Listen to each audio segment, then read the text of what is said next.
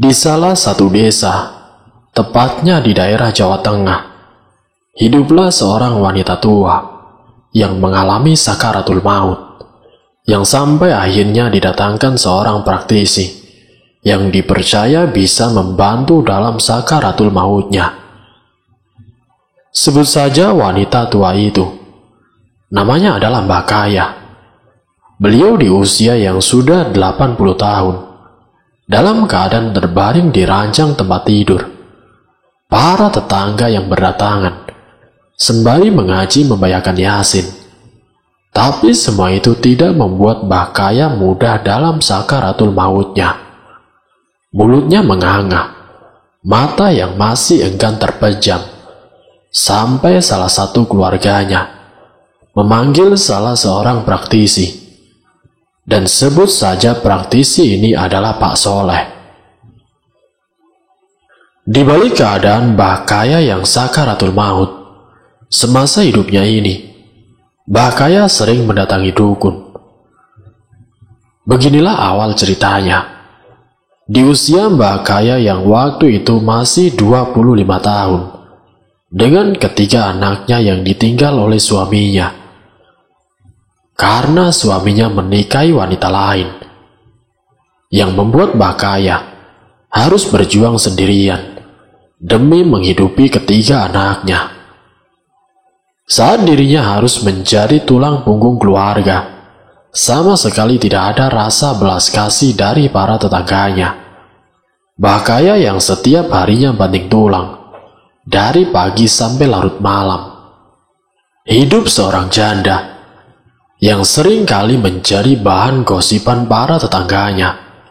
Sampai akhirnya, Mbah Kaya melakukan persekutuan dengan iblis, sampai dijuluki sebagai orang terkaya di desanya. Mbah Kaya mendatangi dukun untuk melakukan pesugihan, dengan tumbal yang pertama, yaitu orang tuanya sendiri. Setelah dia menjadi orang terkaya di desanya, keinginan Mbah Kaya agar mudah mendapatkan tumbal, dia datang ke salah satu dukun untuk memasang susuk pemikat. Bahkan tidak hanya satu susuk yang dipasang, tapi hampir semua titik di anggota tubuhnya dipasangi susuk semua, yang tujuannya untuk memikat para lelaki mata keranjang agar bisa tergila-gila kepadanya. Dengan kekayaan yang dimiliki Mbah Kaya, laki-laki mana yang tidak terpincut dengannya? Hampir semua laki-laki yang menyukai Mbah Kaya menikah dengan Mbah Kaya. Tapi di balik itu semua, lelaki yang dinikahi oleh Mbah Kaya, yaitu akan dijadikan tumbal pesugihannya. Setiap tahunnya antrian para lelaki mata keranjang, semuanya telah menjadi tumbal pesugihan Mbah Kaya. Sampai saat di mana Mbah Kaya datang ke dukun untuk memuluskan kekayaannya, tanpa diketahui oleh warga bahwa dirinya melakukan pesugihan. Dukun itu memberi syarat kepada Mbah Kaya agar Mbah Kaya mendapatkan tumbal yang hari kelahirannya tepat di hari Jumat Kliwon. Jika Mbah Kaya bisa mendapat itu, maka kekayaan yang dimiliki Mbah Kaya akan semakin bertambah. Singkat ceritanya, Mbah Kaya mendapatkan informasi dari orang suruhannya bahwa ada satu pemuda di kampung sebelah yang ciri-cirinya sudah dijelaskan lewat firasat atau lewat wangsit Mbah Dukun. Pemuda yang berasal dari kampung sebelah, anak dari seorang petani yang hidupnya sederhana. Dengan segala kekayaan yang dimiliki oleh Mbah Kaya, tak seorang pun yang berani menolak keinginan Mbah Kaya, sampai mantan suaminya ditarik kembali. Namun mantan suaminya itu hanya akan dijadikan budak oleh Mbah Kaya. Pemuda yang diharapkan oleh Mbah Kaya dengan segala kekayaan yang diberikan kepada pemuda itu, mulai dari sawah, bangunan, rumah, semua diberikan kepada orang tuanya, agar pemuda itu kepincut dengan dirinya. Walaupun usianya berbeda jauh, Mbah Kaya yang sudah berumur 40 tahun, sementara pemuda itu usianya masih 20 tahunan. Kini segala usaha sudah dilakukan untuk mendapatkan pemuda itu. Bahkan Mbah Kaya sampai melakukan satu ritual khusus demi kelancaran untuk mendapatkan pemuda tersebut. Namun pada kenyataan yang dihadapinya, Mbah Kaya melakukan ritual yang pertama kini telah gagal. Mbah Kaya pun mendatangi dukun yang lebih sakti, meminta bantuan dukun itu agar pemuda itu bisa takluk dengannya. Ritual kedua dilakukan terus-menerus, sampai Mbah Kaya rela melakukan ritual itu sendiri demi mewujudkan keinginannya.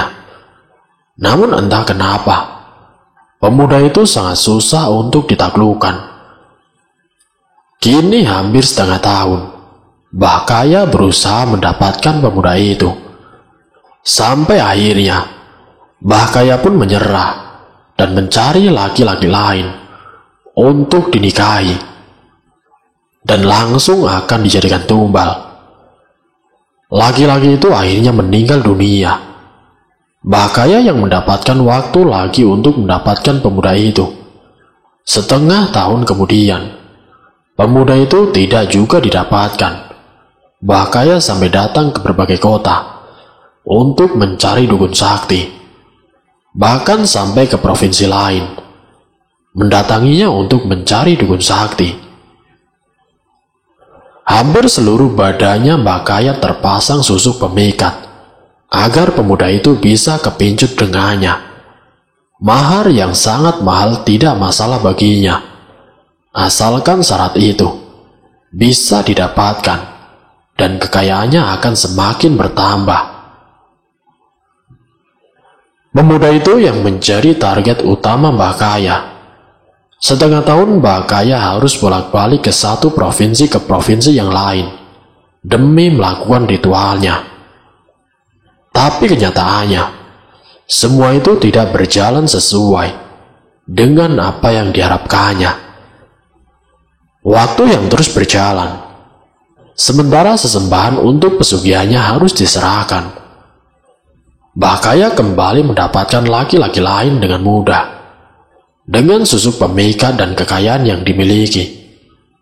Laki-laki itu bagaikan butiran debu yang mudah Mbah Kaya dapatkan. Namun berbeda dengan pemuda yang satu ini, Mbah Kaya tidak kunjung mendapatkan lelaki itu. Singkat cerita, Mbah Kaya yang tidak bisa mendapatkan pemuda itu. Mbah Kaya pun nekat mendatangi langsung pemuda itu. Tapi pemuda itu masih menolak dengan tegas bahwa pemuda itu tidak akan menerima wanita yang menggunakan hal Saya tidak akan menerima wanita yang menggunakan hal gaib, apalagi melakukan pesugihan. Pemuda itu yang tahu kalau Mbah Kaya bersekutu dengan iblis, sampai Mbah Kaya akhirnya mengancam pemuda itu. Saya akan melakukan apa saja agar kamu tidak bisa memiliki pasangan seumur hidup. Akan aku buktikan itu. Mulai saat itu, Mbah Kaya datang ke dukun santet untuk menyerang pemuda tersebut. Dukun pertama didatangi, tapi entah kenapa, saat menyerang dan membunuh pemuda itu, dengan mudahnya dukun itu malah tumbang dan mengalami nasib yang naas. Sampai akhirnya, Mbah Kaya datang lagi ke dukun santet yang lainnya, dukun santet dari Jawa Barat, sampai dukun santet yang ada di Jawa Timur. Mbah Kaya rela mendatangi. Semua dukun itu dikumpulkan dengan tujuan untuk menyerang pemuda tersebut. Tapi semua itu tidak membuahkan hasil. Justru malah Mbah Kaya yang merasakan dampaknya dari apa yang dukun santet itu lakukan. Serangan itu balik menyerang dirinya. Bhakaya yang merasakan sakitnya disantet. Susuk yang ada di tubuhnya seperti memberontak, tidak bisa melawan. Betapa sakitnya santet yang dikirim dukun-dukun itu. Kini di usia Bhakaya yang hampir 70 tahun, ia mulai merasakan dampak dari apa yang dilakukan kepada pemuda itu. Tubuh yang rentang, hanya bisa terbaring di atas ranjang dan meminta bantuan kepada anaknya untuk mendatangkan dukun sakti. Dengan alamat yang sudah ditulis oleh Bhakaya, anaknya kemudian mendatangi dukun yang ada di alamat tersebut. Tapi kenyataannya, para dukun itu tidak ada yang bisa menyembuhkan penyakit Bhakaya. Sampai dibawa ke rumah sakit ternama, tapi tidak membuat tubuh Bhakaya membaik. Dari bulan ke bulan, dari tahun ke tahun, tubuh Bhakaya semakin tersiksa. Dengan kaki yang tadinya bergerak, kini sudah tidak mampu bergerak. Sakitnya menjalar dari ujung kaki sampai ke bagian dadanya. Bhakaya dari tahun ke tahun merasakan sakit yang luar biasa. Sampai Bhakaya menceritakan kepada anak-anaknya bahwa dirinya telah melakukan penyerangan terhadap pemuda tersebut yang tujuan utamanya sebagai target terakhir untuk dijadikan tumbalnya agar kekayaan Bhakaya bisa menjadi langgeng, agar tidak lagi diminta tumbal dari setiap laki-laki yang menikahinya. Karena dalam perjanjiannya, jika Bhakaya mendapatkan laki-laki yang lahirnya di Jumat Kliwon, maka Bhakaya akan dibebaskan untuk menyerahkan tumbal-tumbal selanjutnya. Tapi yang didapatkan Bhakaya justru menyerang balik ke dirinya sendiri. Entah kekuatan apa yang melindungi pemuda tersebut, sampai Bhakaya bolak-balik rumah sakit. Setiap hari dukun-dukun berdatangan untuk menyembuhkan Bhakaya.